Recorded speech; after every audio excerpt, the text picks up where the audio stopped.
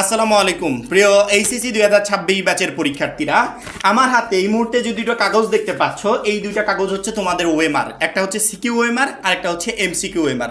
এটাকে তোমরা পরীক্ষার মানে প্রাণভোমরা বলতে পারো। কারণ কি, আমি যদি 100 পাওয়ার মতো প্রিপারেশন নিয়ে পরীক্ষার হলে আমি যদি প্রতিদিনও যাই এবং 100-র ভিতর 100 কনফার্ম করে সেভাবে যদি অ্যান্সারও করে আসি, কিন্তু এই জায়গায় যদি কোনো রকমের ভুল করে থাকি, ওই 100 দিয়েও লাভ হবে না। কারণ কি, আমার রেজাল্ট সেই ফেলই চলে আসবে। মাত্র 250 টাকা যারা এখনো আমাদের শেষ মুহূর্তের চূড়ান্ত সাজেশন কোর্সে যুক্ত হওনি, দ্রুত করো। পরীক্ষার আগ মুহূর্তে আমাদের কোর্সে যুক্ত হলেই পেয়ে যাচ্ছ সকল সাবজেক্টের একদম শর্টকাট সাজেশন, সকল গ্রুপের পিডিএফ আকারে, বিগত বছরগুলোর বোর্ড এমসিকিউ উত্তর সহ পিডিএফ আকারে, প্রত্যেকটা সাবজেক্টের প্রত্যেকটা চ্যাপ্টারের চ্যাপ্টার ওয়াইজ জ্ঞানমূলক অনুধাবনমূলক প্রশ্ন উত্তর সকল গ্রুপের পিডিএফ আকারে, লিখিত অংশের একদম শর্টকাট টেকনিক পিডিএফ আকারে, ইংরেজি গ্রামার অংশের শর্টকাট টেকনিক পিডিএফ আকারে, পড়াশোনার দুর্দান্ত সব গাইডলাইন, ইংরেজি এবং আইসিটির দুর্দান্ত সব রেকর্ডেড ক্লাস, সেই সাথে পরীক্ষা শেষ হওয়া পর্যন্ত ফুল সাপোর্ট, সবকিছু থাকছে আমাদের মাত্র 250 টাকার কোর্সে। আমাদের কোর্সে যুক্ত হতে স্ক্রিনে দেওয়া নম্বরে 250 টাকা কোর্স ফি পাঠিয়ে এই নম্বরে হোয়াটসঅ্যাপে আমাকে জানাবে, সাথে সাথে তোমাকে কোর্সে যুক্ত করে নিব। তখন থেকে শুরু হবে তোমার A+ প্রস্তুতি। সেক্ষেত্রে পরীক্ষার হলে অ্যান্সার করার আগে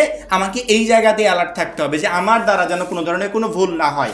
কেউ গ্যারান্টি সহকারে বলতে পারবে না যে 100% আমি শিওর আমার দ্বারা ভুল হবে না। কারণ কি, এই ভুল না জানার কারণে হয় না, পরীক্ষার হলে নার্ভাস থাকার কারণে, পরীক্ষার হলে যে কোনো ধরনের সমস্যা থাকার কারণে এই ভুলটা হয়। এবং ভুল যদি কেউ করেই ফেলে, তারপরেও এই সমাধানটা কিভাবে করতে হবে সঠিকভাবে না জানার কারণে পরবর্তীতে সমাধান করতে পারে না, ওইভাবে বোর্ডের কাছে যায়, ওই খাতাটা পরে বাতিল হয়ে যায়। এই জন্য আজকের ভিডিওতে সুন্দর করে সিকিউ এবং এমসিকিউ ওএমআর কিভাবে গোল পূরণ করবে সেটাও বলে দিব।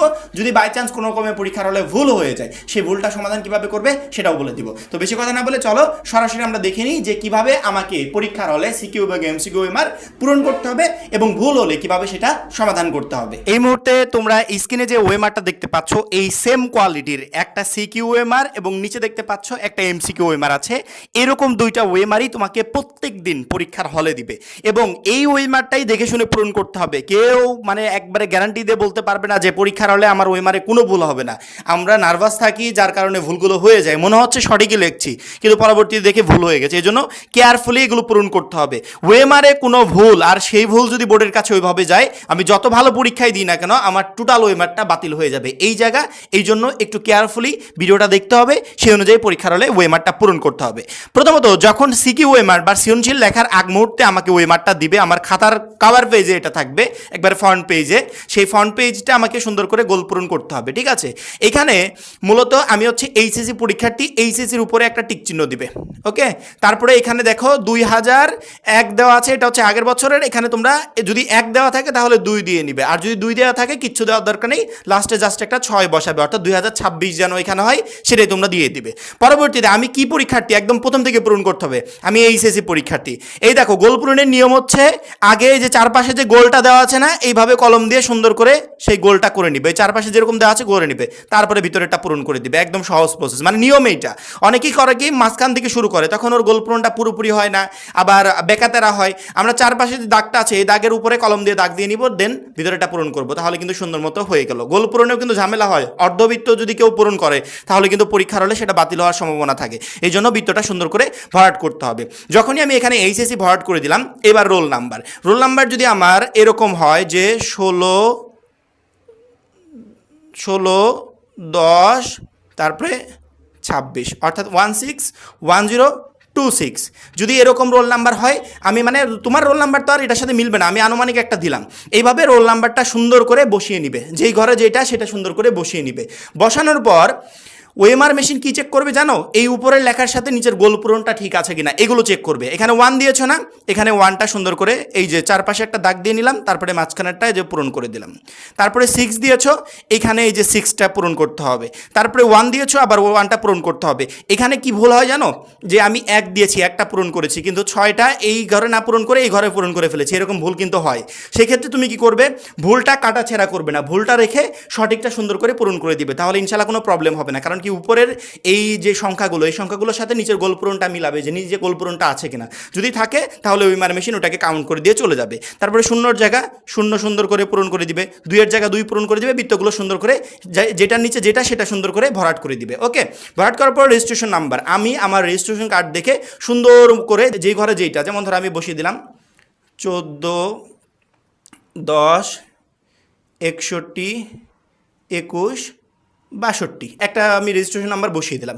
এই রেজিস্ট্রেশন নাম্বার যেটা যেই ঘরে 1-এর জায়গায় 1, 4-এর জায়গায় 4 সুন্দর করে পুরো বৃত্তটা ভরাট করতে হবে। বিষয় কোড যেদিন যেই পরীক্ষা দেখবে তোমার অ্যাডমিট কার্ডে বিষয় কোডগুলো সুন্দর করে দেওয়া আছে পরীক্ষার পাশে, ওই বিষয় কোডটা দেখে দেখে পূরণ করে দিবে। এইটা মাস্ট বি ইম্পর্টেন্ট। আমরা পরীক্ষার শেষে মানে লাস্টের দিকে সৃজনশীল লিখতে গিয়ে আমরা লুজ নিই, যদি একটা লুজ নাও তাহলে 0-1 দিবে, যদি 2টা নাও 0-2 দিবে, 3টা নিলে 0-3 দিয়ে সুন্দর করে বৃত্তটা ভরাট করে দিবে। এটা মাস্ট বি ইম্পর্টেন্ট, এটা মাথায় রাখবে যে আমাকে বৃত্তটা ভরাট করতে হবে। আমার কাজ এখানে শেষ, এখানে টোটাল কাজগুলো শেষ। কক্ষ পরিদর্শকের স্বাক্ষর আর তারিখ এটা আমার কাজ না, এটা হচ্ছে আমার হলে যিনি দায়িত্বে আছে উনি খাতা সাইন করবেন, ওনার কাজ এটা। ওকে, এবার নিচে এই অংশটা তুমি একদম হাত দিবে না, এটা হচ্ছে পরীক্ষকের অংশ। এই অংশটা শুধুমাত্র তোমার জন্য এবং যা যা পূরণ করার দরকার আমি সব কিছু দেখিয়ে দিয়েছি। এটা পরীক্ষকের অংশ, এটা তুমি হাত দিবে না, এটা শুধুমাত্র পরীক্ষকে হাত দিবে। তুমি যদি তোমার জায়গা ব্যতীত অন্য কোথাও যদি দাগিয়ে ফেলো এটা কিন্তু ঝামেলা হবে। আবার কেউ যদি এটা কাটাছেঁড়া করে ফেলে তাহলে কিন্তু ঝামেলা হবে, এগুলো কিন্তু বাতিল হয়ে যায়। এদিকে একটু কেয়ারফুলি নজর দিবে, ঠিক আছে? সিকিউ ওএমআরটা শেষ, এটার কাজ শেষ, এটা আমি আউট করে দিলাম এখান থেকে। এবার আমি এমসিকিউ ওএমআরটা আমি সবার প্রথমে পাবো, সিকিউর আগেও এমসিকিউ ওএমআরটা দিবে। এখানে উপরে এইচএসসি পরীক্ষা 20 দেওয়া আছে, এখানে তুমি 26 দিয়ে নিবে।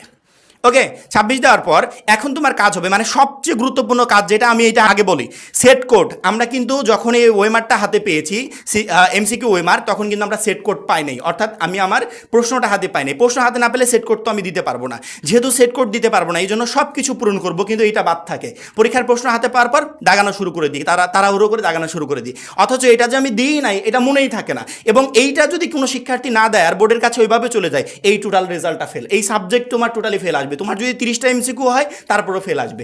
এই জায়গায় কেয়ারফুলি এমসিকিউটা হাতে পাওয়ার সাথে সাথে আগে সেট কোডটা পূরণ করবে, গোল পূরণ করবে, দেন অন্য কাজ করবে। ওকে, এখানে রোল নাম্বারটা দিবে, যে রোল নাম্বার তোমার সেই রোল নাম্বারটা সুন্দর করে দিবে। সেট কোডটা তো আমি ততক্ষণে তো প্রশ্ন হাতে পাইনি, প্রশ্ন হাতে পাওয়ার পর সেট কোড, রেজিস্ট্রেশন নাম্বারটা দিবে, বিষয় কোডটা দিবে, কিন্তু এটা বাদ থাকে কারণ কি প্রশ্ন হাতে না পেলে এটা দেওয়া যায় না। প্রশ্ন হাতে পাওয়ার সাথে সাথে যদি সেট কোড ক হয় তাহলে আমি এখানে উপরে ক লিখে নিব এবং নিচে কটা সুন্দর করে গোল পূরণ করে দিব। যদি খ হয় খটা গোল পূরণ করব, এভাবে আমার সেট কোড যা সেটা গোল পূরণ করে দিব। এখানে আমার আর কোনো কাজ নেই, এটা কক্ষ পরিদর্শকের স্বাক্ষর, এটা হচ্ছে আমার হলে যিনি দায়িত্বে থাকবে তার এটা কাজ, তাছাড়া আদার্স কোনো কাজ নেই, একবারে সহজ বিষয়। কিন্তু আমরা নার্ভাস থাকার কারণে এই সহজ বিষয়গুলো ভুল করে ফেলি। আমি সরাসরি দেখিয়ে দিলাম, ইনশাল্লাহ বোর্ড পরীক্ষার হলে তোমার দ্বারা আর কোনো ধরনের কোনো ভুল হবে না। তারপরে যদি কোনো কিছু বুঝতে না পারো আমাকে অবশ্যই জানাবে। এবং যারা এখনও আমাদের শেষ মুহূর্তের এইচএসসি 26 ফাইনাল সাজেশন কোর্সে যুক্ত হওয়া নেই, খুবই দ্রুত যুক্ত হয়ে যাবে। সবাই ভালো থাকবে, সুস্থ থাকবে, আল্লাহ হাফেজ।